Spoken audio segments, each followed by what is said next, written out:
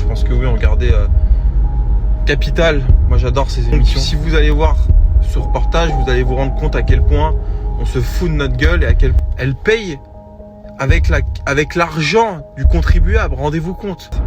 Moi ça me choque, je vous le dis, ça me choque. Et quand tu vois que tu as des premiers ministres, des anciens premiers ministres dont ça fait, parce qu'on m'a un peu tombé dessus samedi matin, je me suis fait contrôler au radar, qui s'achètent des Pagani et des Koenigsegg avec l'argent du peuple, le gars il se met fièrement avec ses bagnoles. Salut à tous les amis, j'espère que vous allez bien. Elles sont droites, hein, celles-ci, hein. On peut pas me le reprocher. Hein. Bon écoutez,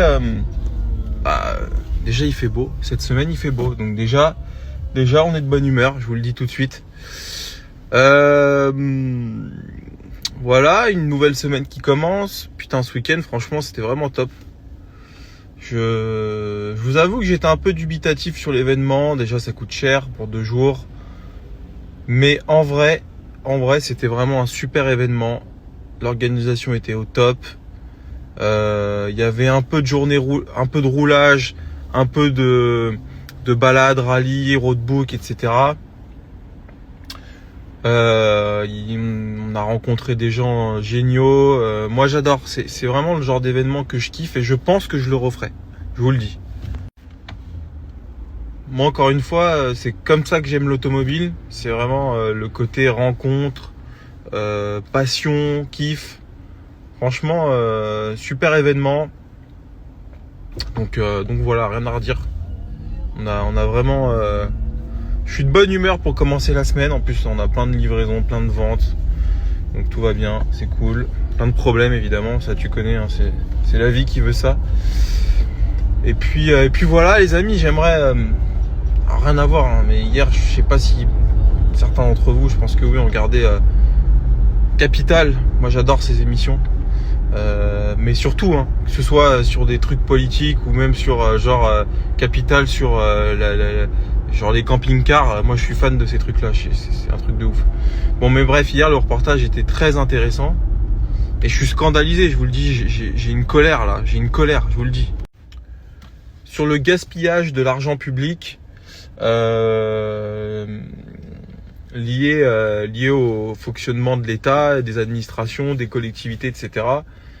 Et putain, mais tu te dis, mais c'est incroyable, je suis scandalisé. Je vais vous donner 1 ou 2 exemples pour ceux qui n'ont pas eu le reportage. Et ceux qui ne l'ont pas vu, même ceux qui sont pas trop concernés par la politique et tout, je vous invite à aller le voir parce que ça nous concerne tous.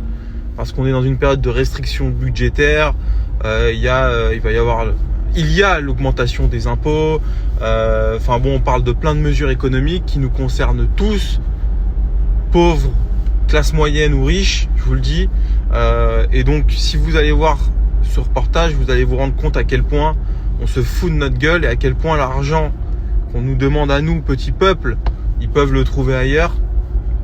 Et là, je suis pas en train de faire de la politique, hein, parce que on parle de choses très très graves, très graves. Quelques exemples parmi tant d'autres, mais par exemple, on parle d'une députée du Rassemblement National. Alors, il n'y a pas du tout de lien, je pense, avec le parti politique parce qu'ils sont tous pourris, hein. Gauche, droite, milieu, extrême droite, en vrai, je pense qu'il n'y a vraiment pas de lien de cause à effet.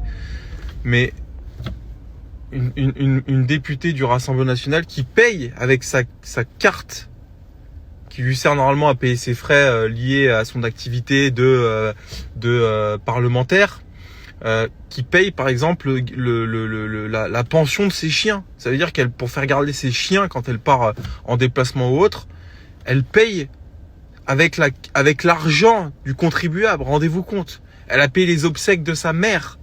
Et quand le journaliste, qui est pas un journaliste en plus polémique comme Élise Lucet par exemple, qui vient carrément mettre le doigt là où ça fait mal, là c'est carrément des questions voilà, tout à fait objectives, tout à fait calmes, qui lui dit mais et elle te répond comme ça, hein, sans gêne. Ah mais je me suis trompé de carte bleue en fait, entre ma carte personnelle et la carte du Parlement, pas du Parlement, de l'Assemblée. C'est incroyable, je vous jure les gars, je vous le dis, je dois avoir 6 ou 7 cartes parce que j'ai 6 ou 7 sociétés et je dis pas ça pour me vanter, hein, mais c'est un fait. Jamais je me suis trompé, jamais. Et pourtant je suis un mec très tête en l'air, j'ai tout le temps la tête dans tous les sens. Je demande 10 fois par jour la date d'anniversaire de mes gars, leur âge, enfin tu vois, je suis pas le mec le plus putain, mais c'est un truc de ouf, hein, je vous jure. Et ça, j'ai plein d'exemples comme ça, hein. À un moment, il suivait le quotidien d'un député, je crois que c'est un député de gauche, tu vois. Et le gars, en fait, le gars normal, il prend 7000 balles par mois, nourri, logé, blanchi, bien évidemment, dans le cadre de son activité, quand il vient à Paris, etc. Et puis, ça le dérange pas quand il doit inviter ses collaborateurs de prendre la carte. Enfin, vous me direz, ok, le gars, c'est dans le cadre de son activité. Mais putain, tu prends 7000 balles par mois, ma couille. Tu vas faire les courses à l'Intermarché. Et gars, pour 60 balles, il prend la carte du... Moi, ça me choque. C'est des trucs qui me choquent, je vous le dis.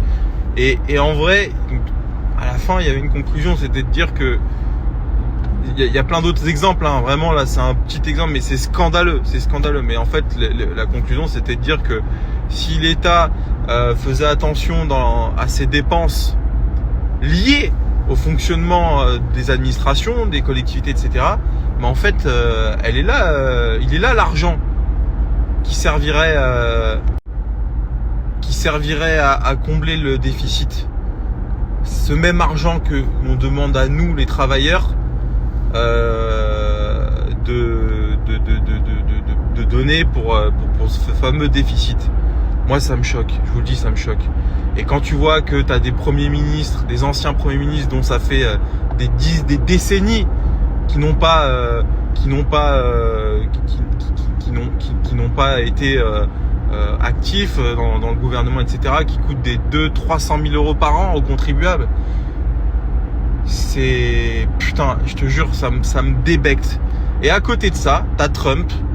Je suis désolé, hein. Vous allez dire que je suis un pro-Trump, mais peut-être un peu.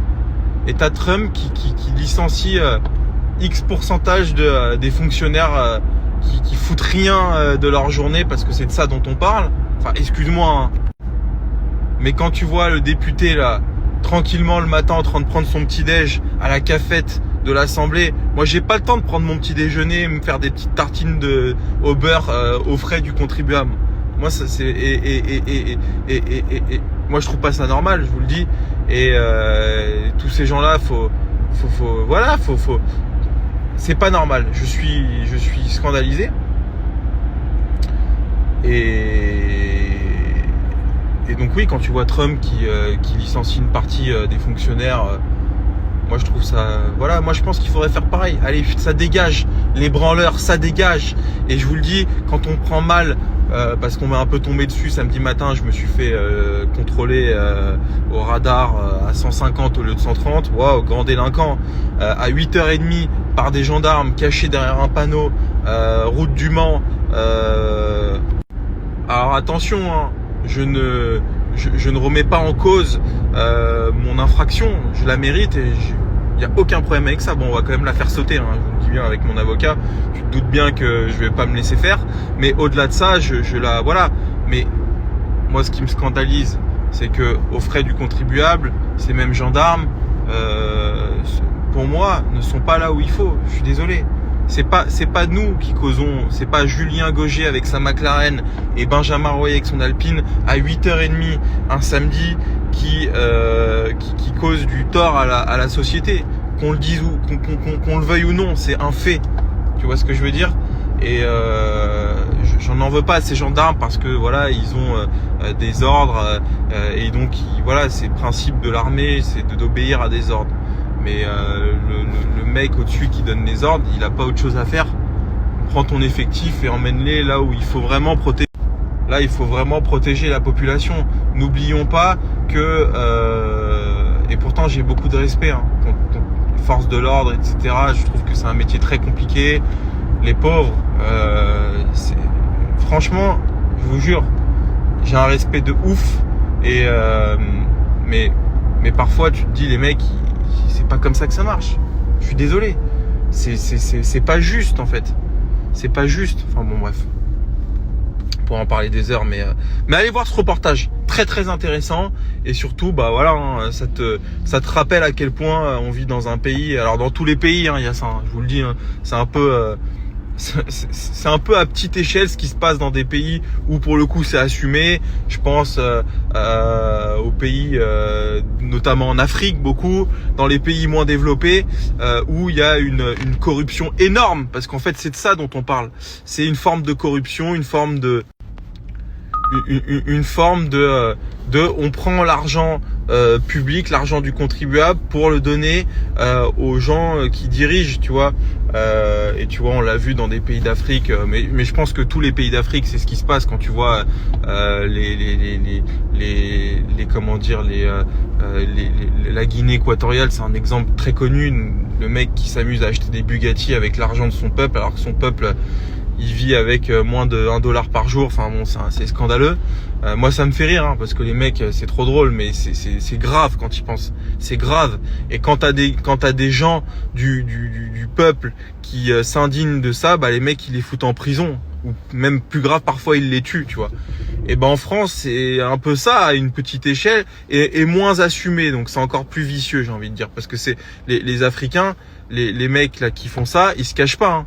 Tu vas voir sur le compte Instagram de Obiang,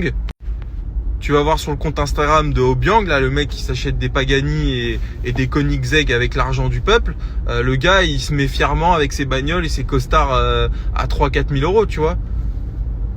Bon, là, c'est différent. En France, là, la meuf, elle paye le gardien de ses chiens avec l'argent, ou elle paye les obsèques de sa mère défunte.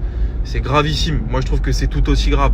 Et attention, hein, elle a pas eu de sanction, hein. Elle a eu un rappel à l'ordre et un petit compte Twitter, un petit post Twitter de son supérieur hiérarchique. Mais quelque part, on est finalement dans ce système-là. Et nous, les pauvres gens qui travaillons dur et qui se faisons voler l'argent. D'ailleurs, aujourd'hui, j'ai eu le prélèvement de la compte d'IS de ma société. La semaine prochaine, c'est la TVA. Là, ce mois-ci, je vais donner 40 ou 50 000 euros à l'État. Mais c'est pas grave, c'est comme ça. J'en gagne aussi beaucoup de l'argent. Mais ce qui est dur, c'est de voir qu'à côté de ça, bah, les mecs, ils font